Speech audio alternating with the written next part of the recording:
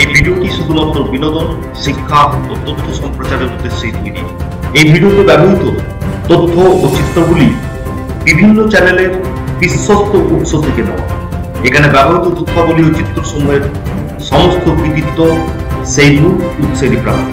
আপনাদের যদি কোনো প্রশ্ন বা আপত্তি থাকে তাহলে নিচে কমেন্ট করে আমাদের জানাতে পারেন। শনিবারের রাত কি মর্মান্তিক, কি ভয়ঙ্কর, কি নিষ্ঠুরতার কথাগুলো বলতে বাধ্য হচ্ছি, কারণ আমি যা বলি সত্যি বলি, আর সত্যিটা তুলে ধরতে চাই রোজ। মহেশতলা থেকে চলুন গয়া, বিহারের গয়া। বেহুশ এক তরুণী অসুস্থ হয়ে পড়েছিল, অ্যাম্বুলেন্সে করে তাকে নিয়ে যাওয়া হচ্ছিল হাসপাতালে। অ্যাম্বুলেন্সের মধ্যে অজ্ঞান হয়ে থাকা অবস্থাতেই অ্যাম্বুলেন্সের চালক আরো লোকজন ডেকে এনে গণধর্ষণ করলো তরুণীকে। কোন সিনেমা ওটিটির প্লট বলছি না, আজকের বাস্তব। এটাই অভিযোগ। হোমগার্ডের পরীক্ষা দিতে গিয়েছিলেন তরুণী, 26 বছর বয়স। দৌড়ানোর পরীক্ষা দিচ্ছিলেন, এই রোদে দৌড়তে দৌড়তে বেহুশ হয়ে পড়েন, অজ্ঞান হয়ে যান। হাসপাতালে নিয়ে যাওয়ার পথে গণধর্ষিতা হন অ্যাম্বুলেন্সের মধ্যে।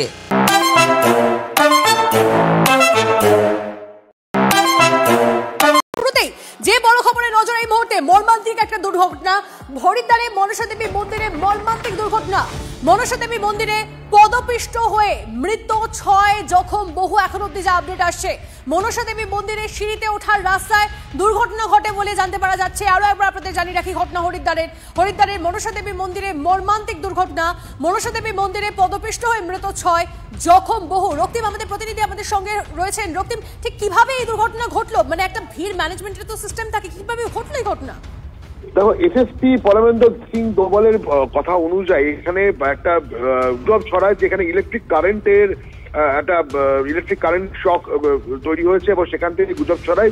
কারণ শ্রাবণ মাস চলছে, মনসা দেবী মন্দিরে প্রচুর পরিমাণে ভিড় ছিল এবং ওখানকার যারা আহত হয়েছেন তার মধ্যে একজনের কথা শুনে বোঝা যাচ্ছে যে এখানে প্রায় মন্দির শুরু হওয়ার 10-12টা ধাপ আগে থেকেই নাকি ভিড় যেটা ছিল সেটা প্রায় নিয়ন্ত্রণের বাইরে চলে গিয়েছিল এবং তারপরে এই গুজব ছড়াবার পরেই হুড়োহুড়ি পড়ে যায় এবং প্রায় 6 জনের মৃত্যু হচ্ছে এখনো পর্যন্ত অফিসিয়াল সোর্সের খবর, এবং 35 জন আহত হয়েছে, এটাই জানাচ্ছে ওখানকার স্থানীয় প্রশাসন।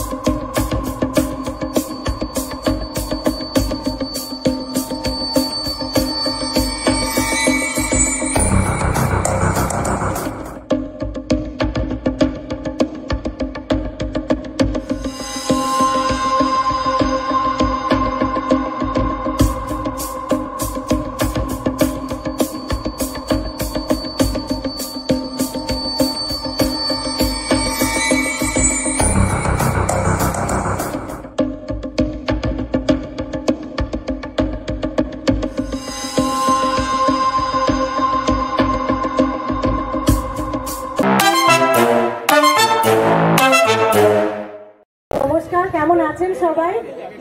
ভালো, আমি শুনতে পাচ্ছি। কেমন আছেন সবাই? এই তো প্রথমত আমাদেরকে এখানে ডাকার জন্য অসংখ্য ধন্যবাদ। শ্রীপল্লী ওয়েলফেয়ার অ্যাসোসিয়েশনে এরকম ভাবে এত সুন্দরভাবে খুঁটি পুজো তো জানতামই এখানে এত সুন্দরভাবে পুজো হবে, কিন্তু বলতেই হবে দাদা, আপনার বাড়ি থেকে আপনার পরিবারের সঙ্গে দেখা করে এবং আপনার মায়ের সঙ্গে দেখা করে ভীষণ ভালো লাগলো।